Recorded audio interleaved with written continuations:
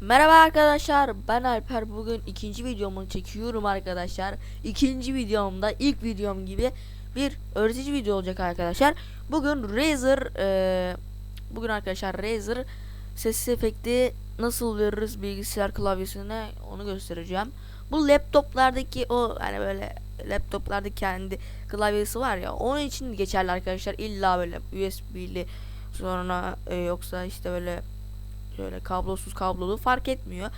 Laptopun kendi şeyi de olabilir. Şu an ben laptoptayım arkadaşlar. Evet, kuruluma geçelim arkadaşlar. Evet, şu anda bir saniye. Nereye attı la beni?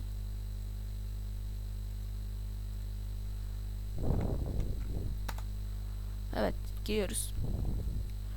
Evet, gerçekçi Razer ses efekti. Bunu indiriyoruz arkadaşlar. Ve ben indirdim, gerek yok yani. Kapatabiliriz burayı. Arkadaşlar indireceksiniz siz bunu. Gerçekçi Razer ses efekti. Şuraya bunu masa üstüne atıyoruz arkadaşlar. Ve tıklıyoruz. Ve buradaki KSND ve ses dosyalarını aynen şöyle yapıp böyle atacaksınız arkadaşlar. Neyse, şu ses dosyalarını böyle arkadaşlar tutup KSND'nin içine atıyoruz. KSND'ye giriyoruz. KSND'ye tıklıyoruz. Evet, geldi arkadaşlar. Ama şuraya geldi arkadaşlar. Bakın, burası çok önemli arkadaşlar. Buraya tıklayıp burada tıklayacaksınız. Evet. Ve burası çok önemli arkadaşlar. Burayı lütfen iyi dinleyin. Şurada küçük böyle dosya şeyi basıyoruz arkadaşlar. Şu ses dosyalarına çift tıklıyoruz. Çift tıklamanız çok önemlidir. Unutmayın. Burada order var. Order'a mesela bakın.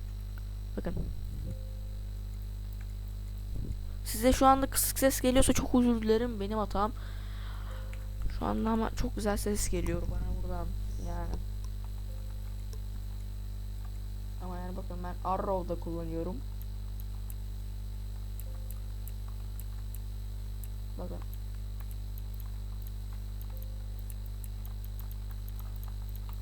Bakın, güzel mi? Mesela bakın. Kulaklığı bir çıkarayım. Metin belgesi hazırladım. Oraya tıklayalım bakalım ve buraya merhaba arkadaşlar.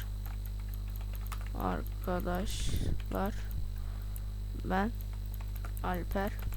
Bugün Razer sesi yapacağız. Evet, gördüğünüz gibi oluyor arkadaşlar. Biraz hızlı anlattım, kusura bakmayın.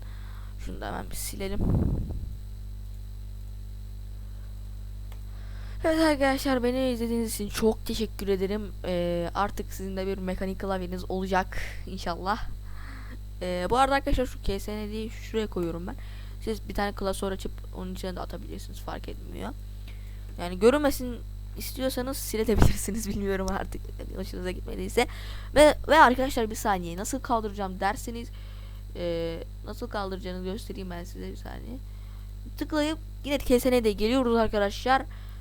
Şuraya no sound diyorsunuz. Ekrana tıklıyorsunuz, çıkıyorsunuz. KSND'yi siliyoruz. Ve geri dönüşümle boşalt diyoruz. Ve gelmedi arkadaşlar. Gördüğünüz gibi silindi. Yani artık KSND yok. Yani Razer şeyi yok artık. Görüşmek üzere arkadaşlar. Bir dahaki videolarıma da haberdar olmak için kanalıma abone olun ve şu çan zil butonuna da basmayı unutmayın. Görüşmek üzere, bay bay.